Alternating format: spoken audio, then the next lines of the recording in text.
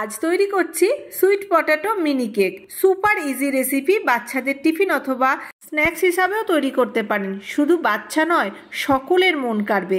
এর জন্য লাল আলু ভালো করে খোসা ছাড়িয়ে নিয়ে গোল গোল পাতলা পাতলা করে কেটে নিয়েছি যাতে তাড়াতাড়ি সিদ্ধ হয়। তারপর জলের মধ্যে দিয়ে ঢাকা দিয়ে 7-8 মিনিট সিদ্ধ করে নিয়েছি।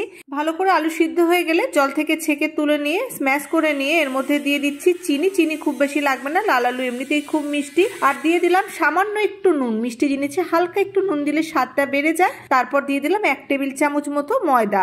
সবকিছু খুব ভালো করে মেখে একটা ডো তৈরি করে নিলাম। এবার ওখান থেকে অল্প অল্প করে হাতে নিয়ে হাতের সাহায্যে গোল করে তারপরে চ্যাপটা করে করে ছোট ছোট কেকের মতো তৈরি করে নিলাম আর অল্প করে সাদা তিল উপর দিয়ে ছড়িয়ে দিলাম। এবার কড়াইয়ের মধ্যে অল্প একটু ঘি গরম করে নিয়ে মিডিয়াম ফ্লেমে উল্টে পাল্টে বেশ লাল করে ভেজে নিলাম। ঘিয়ের বদলে আপনারা চাইলে সাদা তেলেও ভাজতে পারেন, তবে ঘি দিলে স্বাদটা দ্বিগুণ হয়ে যায়। একবার বানিয়ে দেখুন, সকলের মন কাড়বে।